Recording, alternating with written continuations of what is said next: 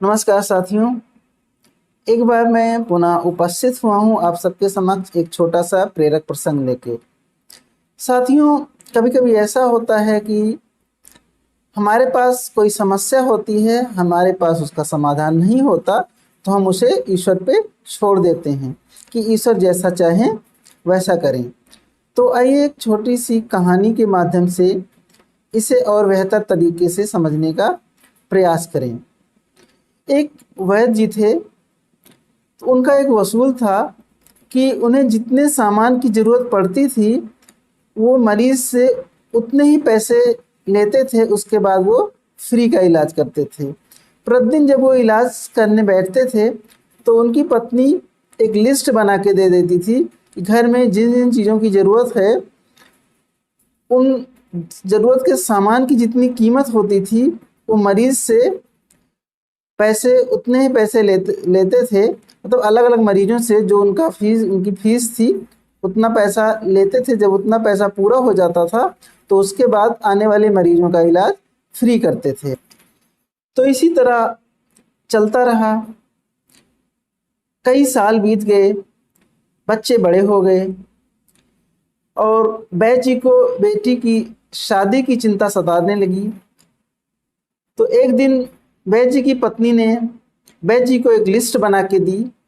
List में शादी के कुछ सामान की लिस्ट थी कि शादी में कौन कौन से सामान चाहिए।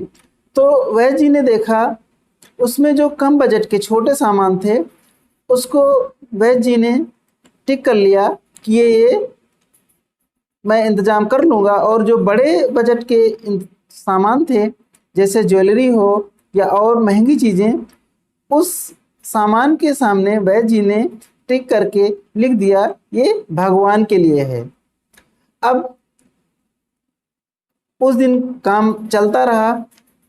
उसके बाद जैसे ही 1-2 बजने लगे, लगभग 2 बजे के करीब एक जेंटलमैन वैद्य जी के पास आए और वैद्य जी से पूछा, वैद्य जी आपने मुझे पहचाना नहीं? तो वैद्य जी ने दिमाग पे काफ़ी जोर डाला लेकिन वैद्य जी को याद नहीं आ रहा था।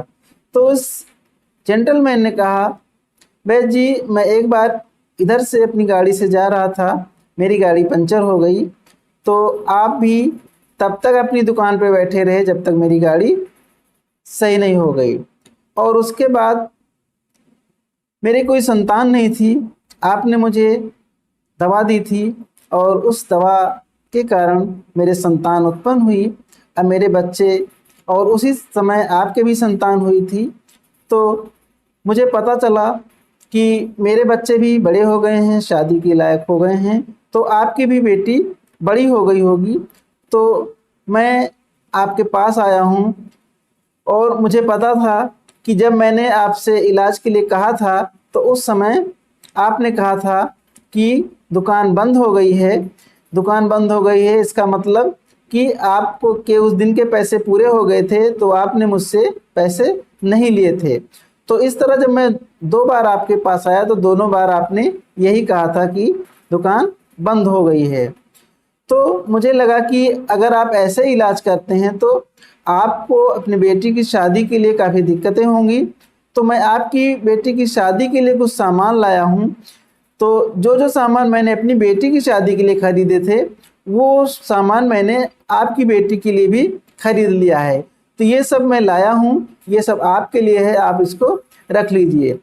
जब वैद्य जी ने उन सामान को देखा तो वो सारे सामान थे जो वैद्य जी ने टिक किया था कि ये भगवान के लिए है। तो इस कहानी में जो मैं बताना चाह रहा हूँ ये है कि यदि आप ईश्वर पे पूरा विश्वास रखते हैं तो ईश्वर आपकी मदद जरूर करता है। यहाँ भी वैद्य जी को ईश्वर पे पूरा विश्वास था तो वहाँ ईश्वर ने उनकी मदद की। लेकिन जो वैद्य जी थे उनका जो सिद्धांत था वो भी ये था कि हमें दूसरों की सेवा निस्वार्थ भाव से करनी है।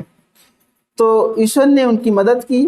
तो हम भी अगर ईश्वर पे विश्वास रखेंगे और निस्वार्थ भाव से लोगों की मदद करते रहेंगे तो ईश्वर हमारी मदद जरूर करेगा। तो आज की कहानी में बस इतना ही। अगर आपको ये कहानी पसंद आई हो तो आप लाइक करिए, शेयर करिए और मेरे चैनल सुपर संवाद को सब्सक्राइब करिए। धन्यवाद।